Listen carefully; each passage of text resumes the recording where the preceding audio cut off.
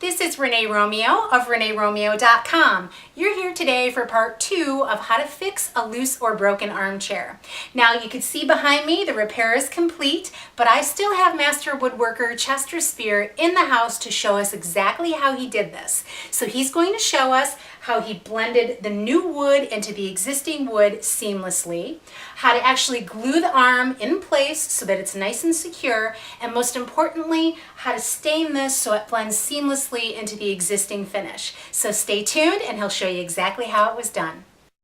Now that the wood is rounded the way he likes, we have 2 choices on how to create that beveled shoulder. So you can use a back saw like he's using now, or you have another choice to use a chisel to try to get that nice crisp edge going. And so he's choosing the largest chisel he has, and he's just going to lay it into that mark and just tap lightly along that entire line.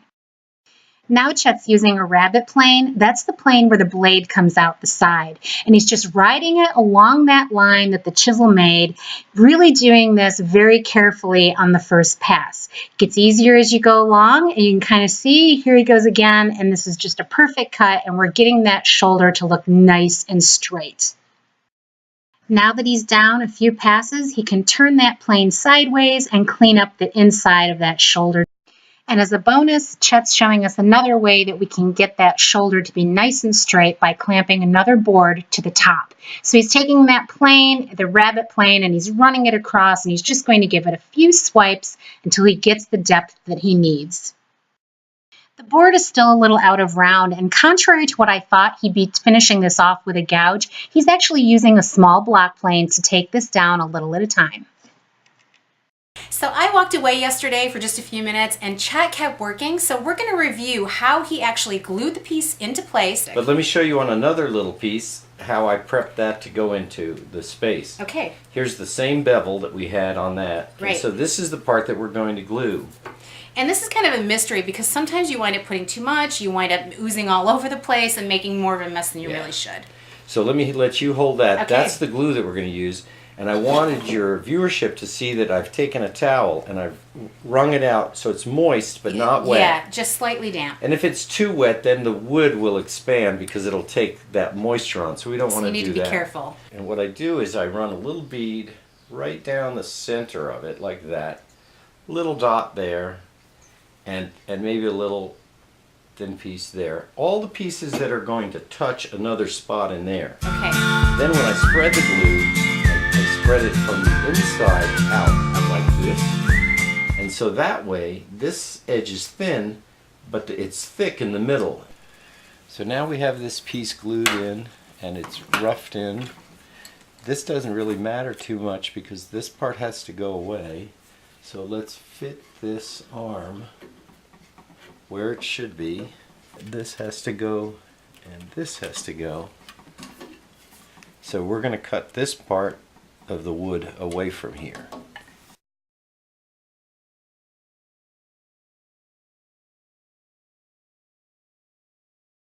So before we apply the glue, we're going to dry fit this to make sure everything looks perfect. So we start by getting it lined up with the dowel. Okay. Up here and down there. Nice. That fit in nice and snug. Yeah, that looks really good. This goes in. It's nice and tight along here. Yeah. You want to glue this surface, the flat surface, and squeeze a little bit of glue down into the dowel hole. Okay. So now let's do this part of the arm. Okay, right in the dowel hole. We're going to put some in the dowel hole and then around the inside of the piece. Okay, and right I'm just onto going the to put it dowel? on the high spot. Okay. And what I'm going to do, and in the middle. Yep. And then I can take my finger and I can run it around like that. Get that lined up with the hole. Yep. Pretty quick. Now I really want you to see this from the front because there's a curve on the left-hand side, there's an open space on the right, so how do you clamp something like this? It seems impossible. Well, if I were to put it here, it would slip off because of the curve. So what we're going to do is we're going to take a long board that we have from the scrap, and I'm going to put it flat against here. Oh, how smart. And right here. And if you'll hold that there, I'm going to put the clamp actually not right where the glue joint is, but near it. Okay, go ahead. But I don't want to damage the outside of the arm, so I'm going to make sure that when I clamp it, I'm going to put a little block of wood in here. Okay. And that'll protect me from denting that part of the wood. So you see up here where the glue is starting to come out where I clamped this? Yeah. That's a good thing because it means we have enough glue. So I'm taking that moist rag and I'm just going to come here. I'm not going to run it everywhere. I'm just going to wipe it off. And the same thing under there. This clamp is off, and now we have one more to take off before we actually test the durability of this arm. So let's give it a try here and see if we can get this to move. Wow, okay, this is really nice and stuck. This is a perfect solution to get this arm back on nice and strong. So now what we have to do is we have to match this finish here so that this blends in. Okay, and so how do we do that? Well, I guess we have a few choices. We could either use a water-based stain, or we can use an oil-based stain, and what do you recommend? Well, the problem with using a water-based stain is that we don't know what is on this original piece of furniture. Okay. So if we used a water-based stain that went over onto the old finish, it could peel off later for you. Oh, okay, so you that's wanna not an option. Yeah, you want to start with an oil base Okay. to go match what we have here. Okay. But we have to do a color process to make sure that we know that it's going to match. So what I did last night after we clamped these is I used a couple of different stains on the same piece of wood that we had in there to see what would match the best. And we came up with this one here, and we're going to apply a little oil finish after it that'll lighten it a little bit. We are working indoors today, but there is adequate cross ventilation here, and we have a fan in the window. So really be careful. If your project is large, you're going to need to take it outside and finish it outside from here on. We've got a very little tiny piece to do, so we're good to go. We're going to take this paint stick and not stir it completely, but we're going to take off the bottom. You see the pigment there? Yeah, it's really thick. And that's what we're going to use. Just like a painter, we're going to use that thick pigment because we want to get deep into these crevices and blend these in. So the oil's really thin on top of the can, and that's what he's dipping into. So now I'm going to spread this out this way. And immediately I'm going to wipe away with a paper towel any drip areas and any areas away from our patch. And you can kind of fade it out over the course of that little area so that it kind of fades out into the rest of this piece, and that way you won't notice where the patch was. Yeah, and see now what I'm doing with the rag is I'm coming back and I'm blending. So I'm coming underneath this point and I'm pulling it out to show the other color of the wood underneath it. That's really looking fantastic. And a really great tip here is if you're doing this project outside, make sure that you wait until a non-humid day. If you do this on a humid day, you really run the risk of the finish becoming tacky, or worse yet, bubbling up on you. So make sure it's a nice dry day and you'll get the perfect finish that you're looking for. So Renee, what I want to do is I want to add a little bit of red to this now. And if we had mixed the red, the mahogany and the cherry initially, we may not have gotten a correct match. So Right.